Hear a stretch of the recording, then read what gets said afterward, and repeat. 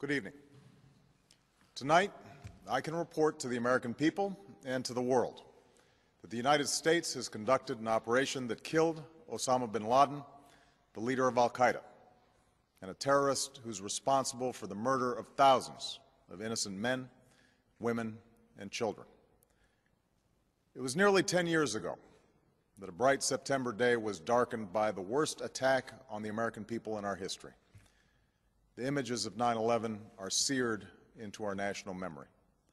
Hijacked planes cutting through a cloudless September sky, the Twin Towers collapsing to the ground, black smoke billowing up from the Pentagon, the wreckage of Flight 93 in Shanksville, Pennsylvania, where the actions of heroic citizens saved even more heartbreak and destruction. And yet we know that the worst images are those that were unseen to the world. The empty seat at the dinner table, children who were forced to grow up without their mother or their father, parents who would never know the feeling of their child's embrace, nearly 3,000 citizens taken from us, leaving a gaping hole in our hearts.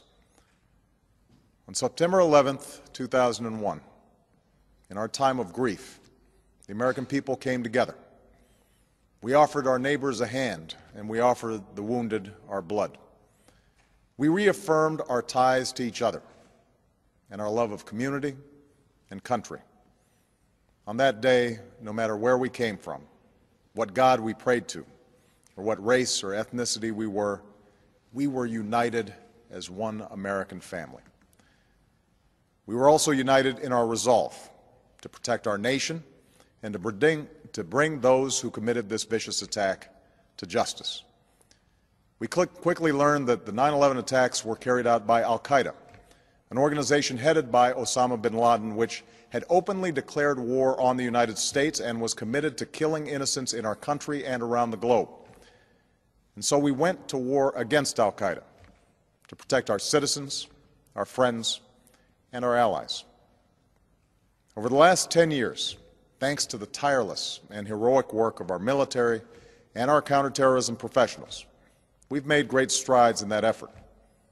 We've disrupted terrorist attacks and strengthened our homeland defense. In Afghanistan, we removed the Taliban government, which had given bin Laden and al-Qaeda safe haven and support. And around the globe, we worked with our friends and allies to capture or kill scores of al-Qaeda terrorists, including several who were a part of the 9/11 plot. Yet Osama bin Laden avoided capture and escaped across the Afghan border into Pakistan. Meanwhile, al-Qaeda continued to operate from along that border and operate through its affiliates across the world. And so shortly after taking office, I directed Leon Panetta, the director of the CIA, to make the killing or capture of bin Laden the top priority of our war against al-Qaeda, even as we continued our broader efforts to disrupt, dismantle, and defeat his network. Then, last August, after years of painstaking work by our intelligence community, I was briefed on a possible lead to bin Laden.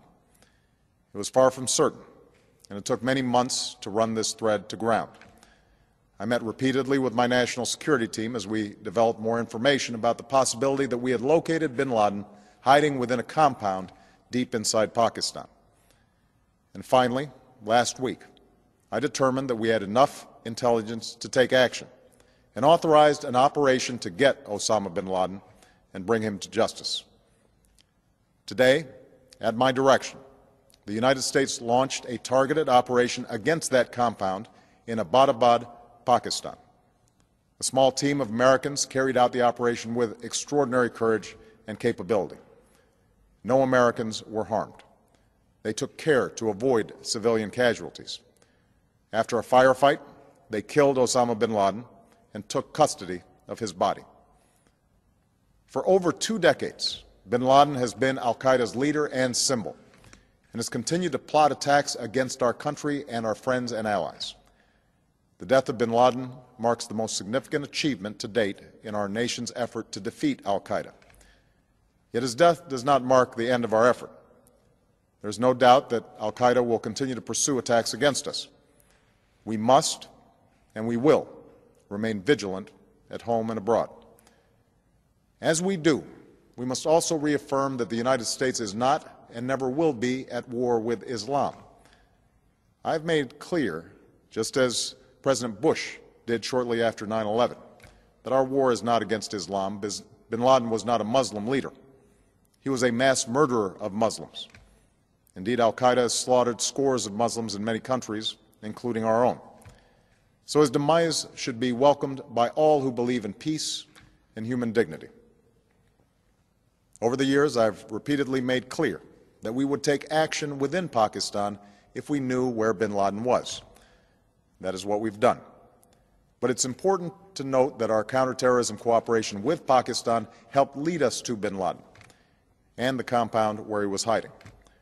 Indeed, bin Laden had declared war against Pakistan as well and ordered attacks against the Pakistani people. Tonight, I called President Zardari, and my team has also spoken with their Pakistani counterparts. They agree that this is a good and historic day for both of our nations.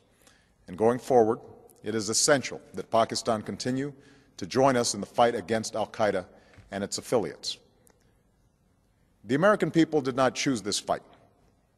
It came to our shores and started with the senseless slaughter of our citizens. After nearly 10 years of service, struggle, and sacrifice, we know well the costs of war. These efforts weigh on me every time I, as Commander-in-Chief, have to sign a letter to a family that has lost a loved one, or look into the eyes of a service member who's been gravely wounded. So Americans understand the costs of war. Yet, as a country, we will never tolerate our security being threatened, nor stand idly by when our people have been killed. We will be relentless in defense of our citizens and our friends and allies. We will be true to the values that make us who we are. And on nights like this one, we can say to those families who have lost loved ones to al-Qaeda's terror, justice has been done. Tonight, we give thanks to the countless intelligence and counterterrorism professionals who've worked tirelessly to achieve this outcome. The American people do not see their work nor know their names, but tonight they feel the satisfaction of their work and the result of their pursuit of justice.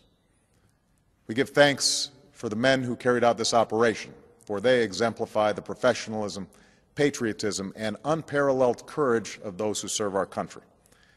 And they are part of a generation that has borne the heaviest share of the burden since that September day. Finally, let me say to the families who lost loved ones on 9/11 that we have never forgotten your loss, nor wavered in our commitment to see that we do whatever it takes to prevent another attack on our shores. And tonight, let us think back to the sense of unity that prevailed on 9/11. I know that it has at times frayed, yet today's achievement is a testament to the greatness of our country and the determination of the American people. The cause of securing our country is not complete, but tonight we are once again reminded that America can do whatever we set our mind to. That is the story of our history. Whether it's the pursuit of prosperity for our people or the struggle for equality for all our citizens, our commitment to stand up for our values abroad, and our sacrifices to make the world a safer place. Let us remember that we can do these things not just because of wealth or power, but because of who we are. One nation, under God, indivisible, with liberty and justice for all. Thank you. May God bless you, and may God bless the United States of America.